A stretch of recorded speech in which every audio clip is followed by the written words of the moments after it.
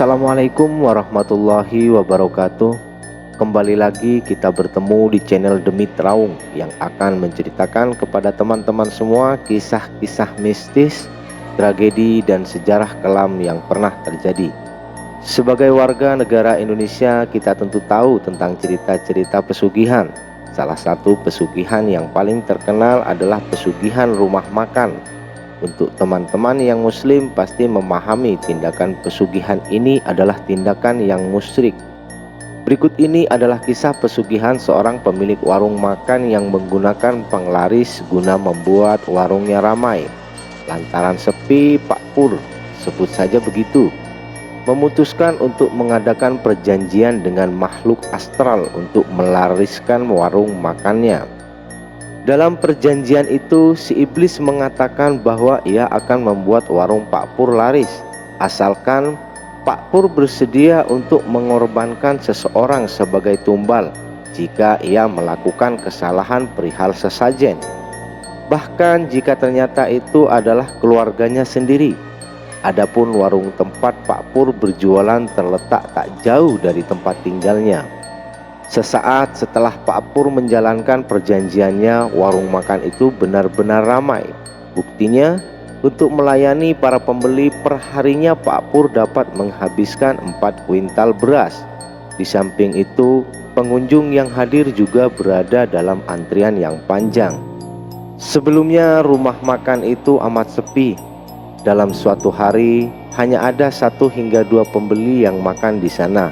Selain itu, rumah makan tersebut juga tampak berciri khas pedesaan dengan lantai tanah berikut dindingnya yang terbuat dari bambu. Akan tetapi 5 bulan berjalan setelah perjanjian Pak Pur itu, perubahan rumah makan itu amat drastis. Tampak seperti benar-benar tiba-tiba rumah makan tersebut kian ramai. Di depan rumah makan yang kini disediakan tempat parkir yang luas, terdapat banyak mobil mewah dan truk yang berjejeran. Lantas, keganjilan juga berlangsung seperti ketika misal terdapat beberapa truk yang berjalan kencang melewati rumah makan Pak Pur. Dalam waktu yang amat singkat, pengemudi truk tersebut terlihat menginjak rem kendaraannya amat mendadak.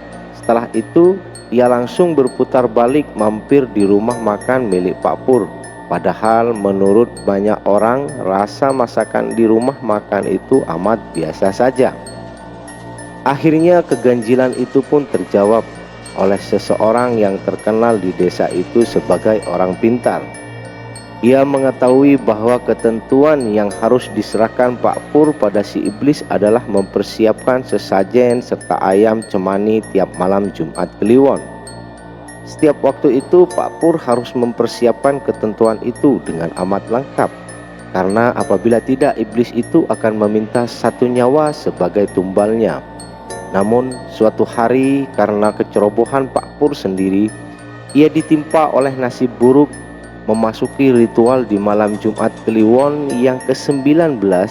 Pak Pur lupa menyertakan ayam cemaninya dalam sesajen. Maka sebagaimana perjanjian yang ia lakukan sebelumnya dengan iblis, kelalaian itu harus dibayar oleh 1 orang nyawa sebagai tumbalnya. Dan astaga, nyawa tersebut ternyata ialah istrinya sendiri. Beberapa hari setelah kejadian itu, lantaran jatuh sakit karena sesuatu yang misterius, istrinya lantas masuk rumah sakit. Dalam perjalanan menuju ke sana, sayang nyawanya tak dapat tertolong. Berawal dari kematian itu, Pak Pur amat menyesali kelakuannya selama ini. Tetapi apa daya, di samping karena kehilangan itu sudah terlanjur terjadi, orang-orang telah mengetahui kejahatan Pak Pur yang selama ini menggunakan pesugihan untuk melariskan warung makannya.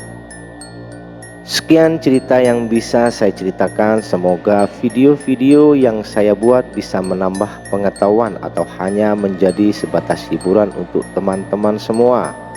Silakan tulis di kolom komentar jika ada kritik, saran, atau info yang belum saya sampaikan, serta like jika kalian suka dengan video ini, dan subscribe untuk mengetahui update video saya selanjutnya. Assalamualaikum warahmatullahi wabarakatuh.